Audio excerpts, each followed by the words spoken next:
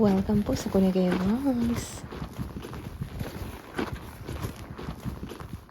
Update muna tayo sa ating channel. May mga pinagdadaanan lang kaya medyo natagalan ang ating uploads ng longer videos. Ito po ay mga compilation ng ating videos ngayong January to Feb ata ito 2024 dito po sa Helsinki, Finland. Winter pa rin po dito. Kahit winter, hindi lagi pero minsan ganito na medyo slow yung pag-ulan ng niebe. Minsan kita talaga sa video. Pero minsan maaliwalas naman maaraw, mga ganyan. Ito yung mga times na nasa labas bago sumakay. May pa-video para may content char.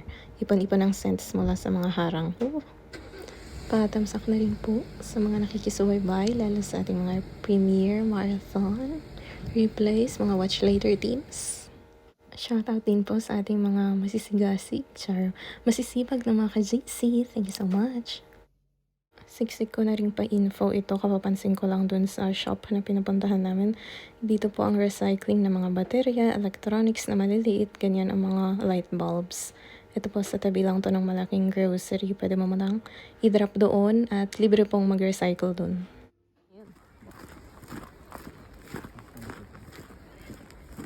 Nung time na to medyo nadamihan na yung videos kasi mayroon kaming vacation, yung parang annual leave na paid, mga 5 days lang naman, kaya may palakad-lakad. Hindi kami nakapag ngayon, out of the country char. Tipid tips, choose.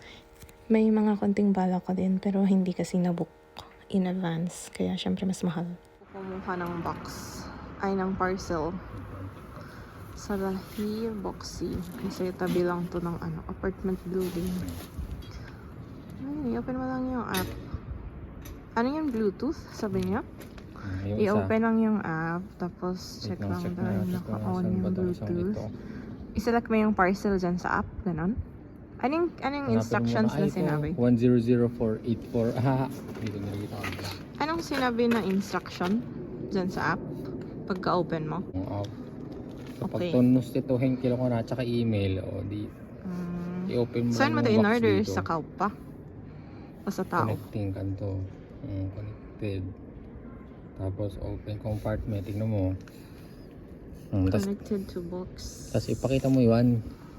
Lumayo ka Okay na, nakikita ko kasi pwedeng dito yan sa baba, mas malaki tong isa. di zoom ko 1, 2, 3.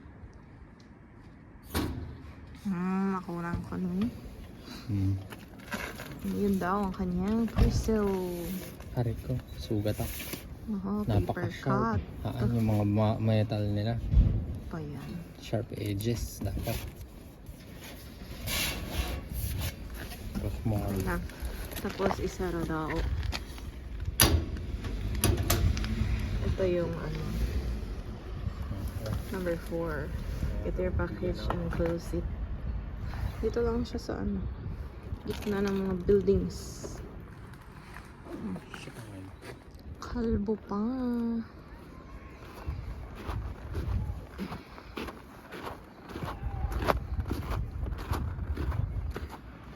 Bigyan kang pet din. Di syempre nanalo kami sa sa division. After ng division namin, nakapasok ka pa provincial. Ibig sabihin, magre-rent na ako.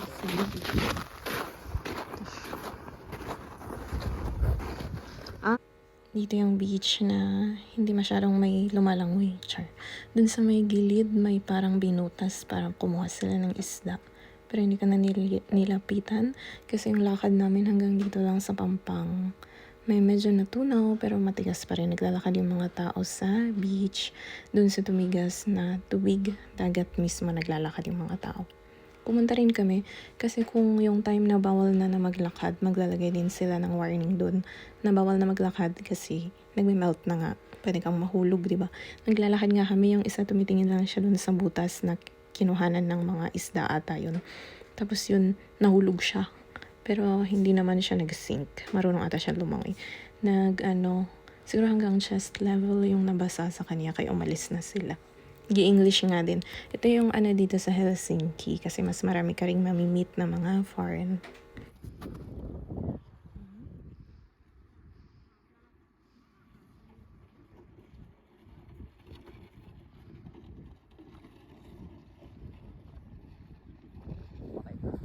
Buti nakita yung katawan niya kanina. Katawan niya buo.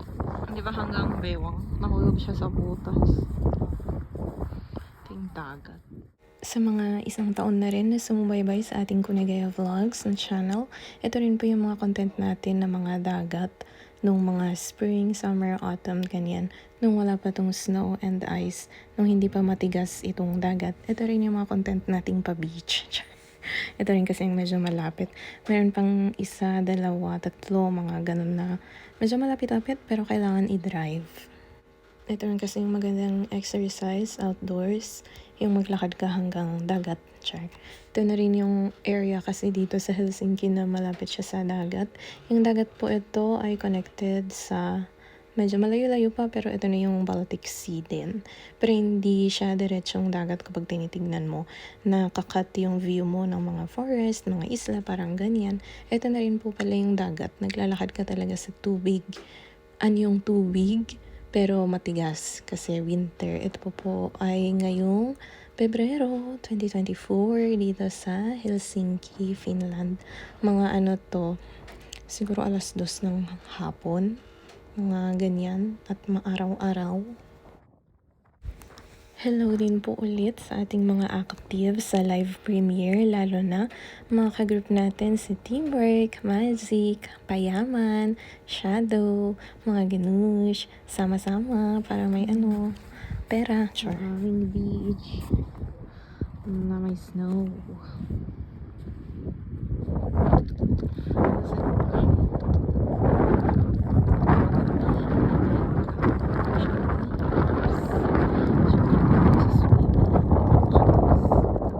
Para sa ating ibang contents, lalo na sa Finland, pakicheck po ang ating playlists. Meron tayong work and study in Finland. Meron ding nature. Sabi sa'yo, maganda yung paglalakad eh. Kasi tinapos ko lang yung episode. Hello! Happy birthday, Ate Jocelyn! Insert na pabati sa ating teamwork friend, Ate Jocelyn Baklig. Happy birthday! Check din natin yung kanyang mga next na uploads. Nag-send tayo ng pabati. Char. Siksik promotion. Ito po yung mga daan-daan dito na matigas-tigas pa yung mga yellow. Mga madulas yan lakaran. Itong mga huling araw ata, maaraw-araw din. Pero mga -11, -17, ganun yung mga pinakamalalamig in Celsius po yan. Yung mga mainit na to, -2, -1, mga next week pa yon. Ngayong week and next week din, mga -17 Celsius, yung pinakamalamig na temp dito sa amin. Habang nagre-record pala, napansin ko yung zero to kehutus na warning sign doon. Kaya pala nahatak yung car. Syempre nalaman ko lang yun nung nahatak na yung car namin, diba? Nakita ko sa website ng Helsinki Kaupunki. Yun kasi yung maglilinis yung ng mga kalsada. Kasi diba puro yellow, puro ice, ganun. Pero hindi nila malinis kung may mga nakapark na sasakyan. Hindi naman illegal pero wala kasi kaming parking area dito sa malapit sa bahay mismo. Sa case namin nilipat sa ibang kalsada medyo malapit. Kwento kasi noon tinawagan namin yung nag-aayos dito sa building pero sabi hindi daw sa kanila yon. Tapos sabi i-check namin yung website ng Helsinki tapos check nga namin yung sirot daw. Ayun, magte-text ka lang, may code doon tapos ite-text sa'yo kung nasan yung car mo na tow. May pa-cookies sa work na may palaman. Char. Palibre pa dahil lahat kumain. Ito din tira-tirang biscuit. Char. Libre din, pwedeng kainin. Dala ng ka-work. Pasilip yung mga previous videos na yun sa snacks sa work. Char, kung may nagdala kang ka-work na generous, pwedeng kainin ng lahat yung mga dala nila. So, ito naman ay sa train. Empty ito. Nung araw na to may welga. Kaya walang mga bumabiyahing train. Yung mga bus pa isa-isa lang din nakita ko. Kaya sinakay namin yung isa naming ka-work pauwi sa kanila. Otherwise, magta-taxi sila magbabayad. Or yung employer din magbabayad kung wala na daw talaga silang ibang masabayan. Kaya naman nakatipid ang kumpanya kung may generous souls, char. Kasi taxi car ng company yung gagamitin kung wala na silang ibang masabayang ka-work para umuwi o pumasok. Yes, medyo lighter na kwento naman ito, kape. Napilitang magkape kasi naghihintay kami ng repair ng sasakyan. Kaya dito kami sa malapit na coffee shop. Bumili lang ng kape. Char. Scheduled na repair to. Ito naman yung daan kapag, anong oras na ba? Mag-alas 9 ng umaga. Madulas pa rin to kasi nag-melt na. Ang temp natin positive 2 ata Celsius. Ganyan, may pebbles pa rin, nakabaon na. Kasi nilalagay yan nung ano pa, months ago na ata. Ito yung daanan ng tao talaga.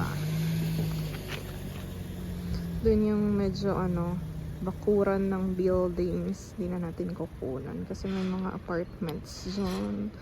Mga lang to, 1, 2, 3 floors yung mga lumang apartment buildings. 3 floors. Yung first floor mga lagayan ng bike, kasyay. Crunchy tong daan. Early Fab. Salamat pong muli sa panonood. Ito yung metro train na papunta na ng underground. Try po natin mag-upload mga once a week sa Kunagay Vlogs. Thank you so much. Arigatou gozaimasu. Kamsahamnida.